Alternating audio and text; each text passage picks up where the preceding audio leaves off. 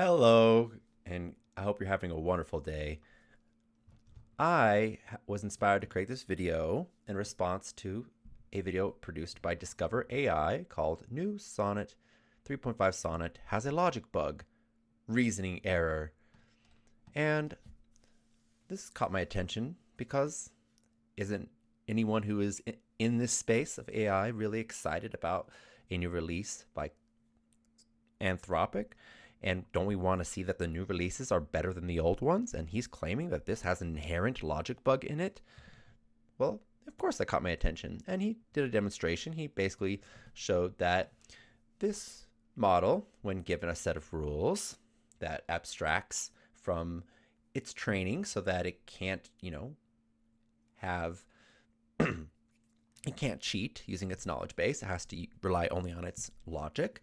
If it's given a set of rules and a set of facts and a query and told indicate whether you are using a fact or a rule when answering the query.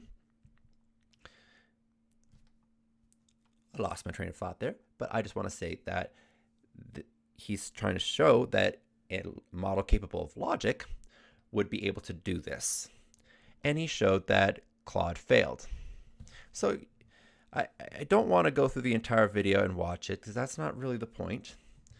He just demonstrated that it treated a rule as a fact, and that's how it came to its conclusion. And that's what he criticized it for. And I was like, okay, well, that inspired something because I've been doing something in my programming that relies on requesting AI supply me with some information. And one of the ways that I've been getting these AIs to comply is by supplying JSON schema validations or JSON validation schemas. And that's just something that we use to compare the output, JSON in this case, to the schema to make sure that the LLM complied with the expected fields that you might expect, like columns in a database. If you got some information you want to make about a specific item in that database, you want to know that all of the information was present and that it didn't give any special information that was not requested or expected inside of the database. So we just want to make sure that it's giving complete information and that it's not giving us bogus information. So that's why I use a JSON validation schema. And I have been using that to grid results, getting the model to listen that way. So I was like, let me try it here. And so one of the things I did was I first gave it a JSON validation schema, and I apologize for how ugly it is. But I thought, okay, so Claude's mistaking facts for rules, and so I'm just going to go ahead and give it an enumeration. And the enumeration is going to say, these are the facts that you're supposed to cite. And I gave it all the facts it was supposed to cite. And I said, do not call these rules facts. So I gave it a list of facts, rules. It said, these are not supposed to be in your fact citations. Do not put rule citations inside of your fact citations. And I did the opposite as well. The inverse. I said, hey, these are the rules. And don't cite facts as rules. So I just tried doing that. And I asked it the same query. The query is Alice Woes. And supplier steps is an array. According to the above schema, please indicate whether you're citing a fact or rule. And it completely failed here. So I actually had asked O1 the answer to this, and it gave me the answer. And I said, and so I was like, well, I'm already talking to O1. Why don't I ask O1 how I can improve this JSON validation schema to get Claude 3.5 to, act more like O1, to be more agentic, to actually think logically. And so one of the things that I did, here's what I said. I'm so proud of you because I took the output from O1, which was a simplified version of my original JSON validation schema, and it didn't say these are not facts, and it didn't say these are you didn't say these are not rules. It just said what the rules are, just said what the facts are. And then it gave a reasoning strategy part of the schema, listed some reasoning steps that Claude should follow, and then gave a framework for generating a plan, a reasoning strategy, essentially. And it requested that it give an ID to the reasoning step. Where is that? And yeah, it doesn't matter. Oh yeah, here it is, step ID. Okay, there it is. And it asked for what is the description of the schema guiding this reasoning step. What is the expected action to be performed during this reasoning step? What are the inputs required to actually perform this step? And what are the expected outputs? And some additional guidance. Okay, so what Claude was supposed to do is supposed to take this schema and generate a plan. And then it was also supposed to create sandboxes for each one of these reasoning steps so that it can kind of experiment and test out and try different things in this sandbox. And I gave it a little bit of schema. It did end up using the sandbox the first time, but afterwards I didn't say use the sandbox. I just kind of gave it as part of the prompt and let it decide what it was going to do. And this relationships idea, that was wrong. This was bad. This was just a first attempt to kind of get it to behave the way I wanted it to, and it didn't quite work the way that I wanted to. This is part of another experimentation that I've been doing in my own programming using relationships. So I wanted it to make a relationship between the sandbox and the reasoning step, and it was just kind of a silly idea. It was just me playing around, and I gave it like final steps, part of the schema, final rule citations, and that sort of thing. And then what Claude ended up doing, because it created this strategy right here. It created it itself. And this is like a summary. This is me saying, hey, I'm so proud of you. Look at what you did. And so I kind of just supplied it with its train of thought and all that sort of thing. I know it's kind of silly to be like, hey, I'm proud of you, whatever. And maybe I'm a loser because I don't have any friends and I'm like talking to the AI as if it's my friend, but whatever. I did that. And here we go. We've got reasoning strategy step 1, reasoning step 1, reasoning step 2, reasoning step 3, and it came up with a plan. And this was I think it was a solid plan. And so this O1 did not come up with this plan for it. Claude came up with this plan. What O1 did was it supplied a framework, and then Claude filled in that framework for itself. And we got it came up with it just created a plan for each one of those. And then it actually created sandboxes like I told it to. And I thought it was correct. I thought I was doing a great job. I was like, oh, wow, look at what I did. Ha, ha, ha, guy. I proved you wrong. There's not a logical bug error. There isn't a logic error. And then it came up here and it actually skipped a step. So I got excited, but then I realized, oh, it skipped a step. So where did it get kere from? Where did it get kere from? There's no kere. It's no kere. Where's kere? Oh, it didn't include kere. So it was wrong. And I actually had sent this to Discover AI through his business email. I was like, hey, check it out, man. I got it right. And then I realized, oh, nope, of course not. But yeah, so that was my first attempt. And that was a failure. But I was like, I'm not giving up because I have a feeling this is going to work. I have a feeling that I can make this work. And so I then improved the prompt. I removed the sandboxes. I removed the relationship. I didn't remove the sandboxes. I removed the relationships. And yeah, so this doesn't complete. Okay, so here we go. All right, so I need a more generalizable schema. Oh, okay. And it gave me a more generalized schema. Or what's going on here? I was giving it the old schema. So this was me asking for a more general schema. I was like, okay, so this idea worked. Let me try to find a way to make this work in other solutions and other domains. So that's what I did. And it kind of gave me something more generalized a little bit. But it's still, this was still working with the old concept the old concept worked. I needed to include an additional prompt. So let's look at that. So this is the new prompt. It removes the relationships, keeps the sandboxes, and I just applied it with the reasoning strategy that I had created prior because it was a good strategy. And if you got a good strategy, why ask it to create another one and risk it messing it up? So I just kept the old reasoning strategy, this from the previous attempt that it made. But oh, I see where this is. This is actually later in this train of thought. This was after it made a mistake, and I asked it to create more. So let's go back up here. And let's look at the prompt that I gave it. Okay. Okay, yeah. Good. This is it. All right.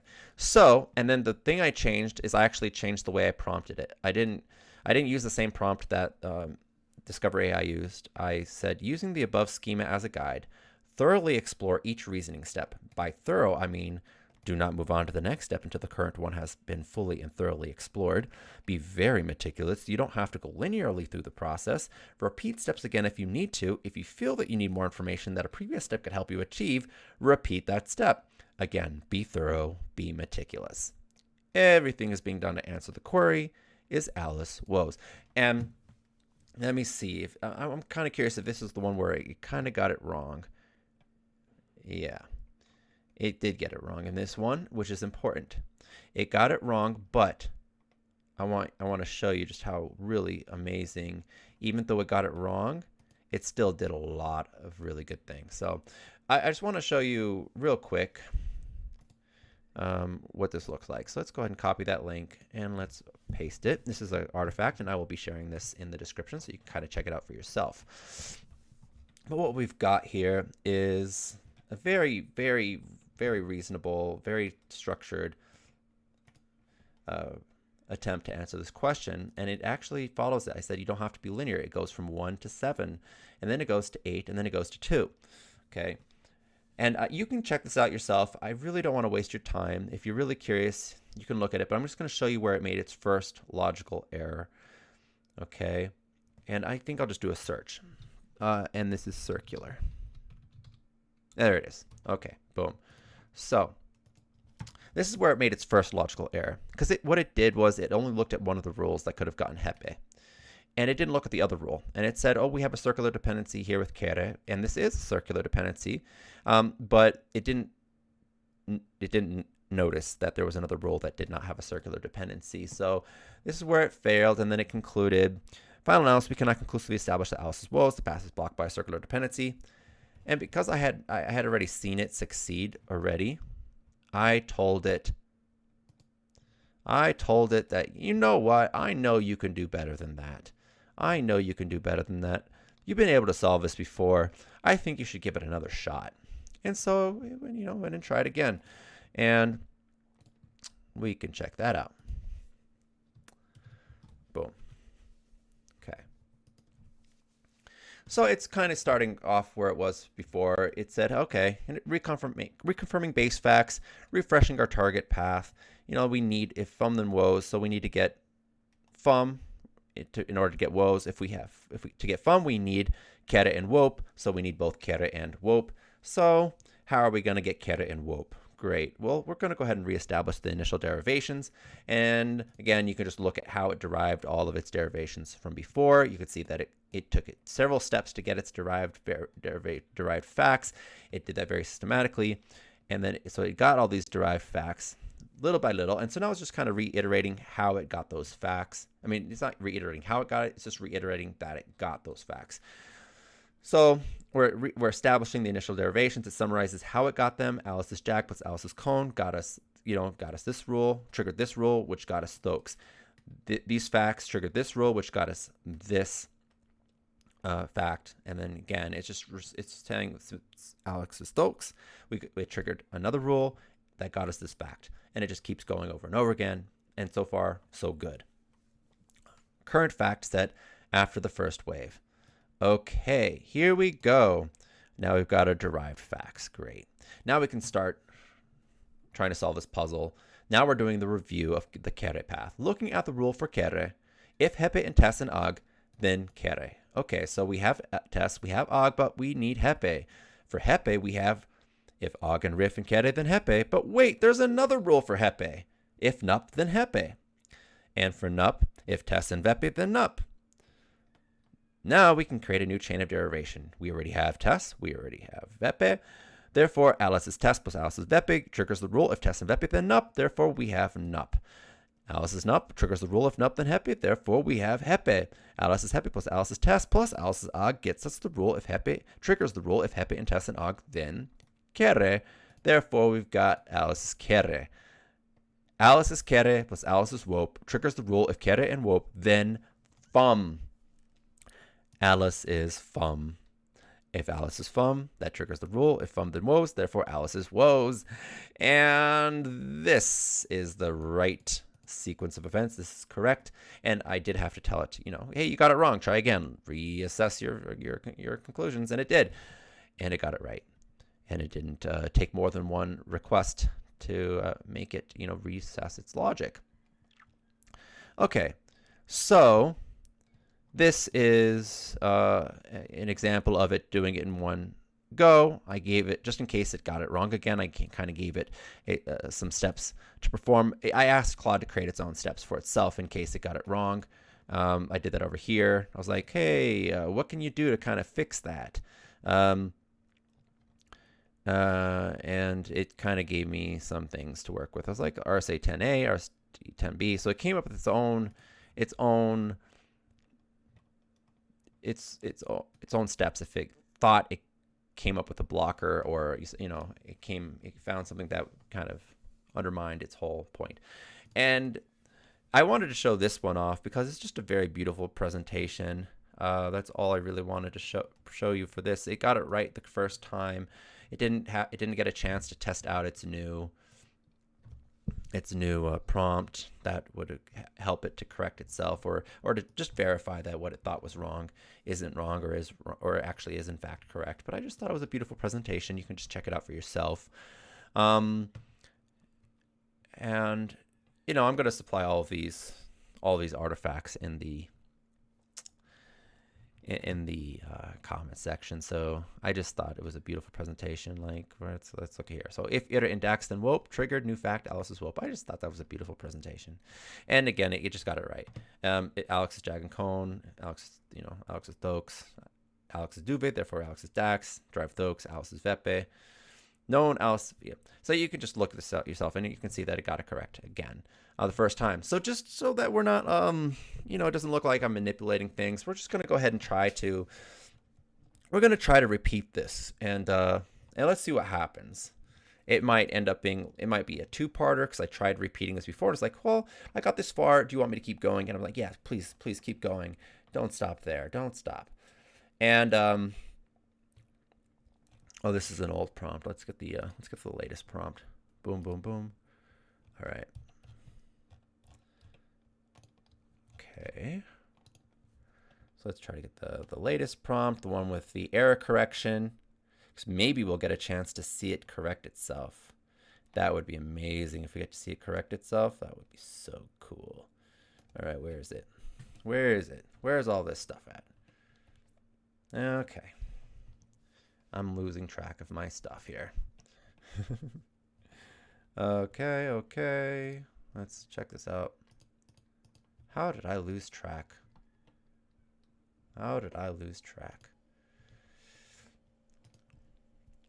Okay, this is probably it.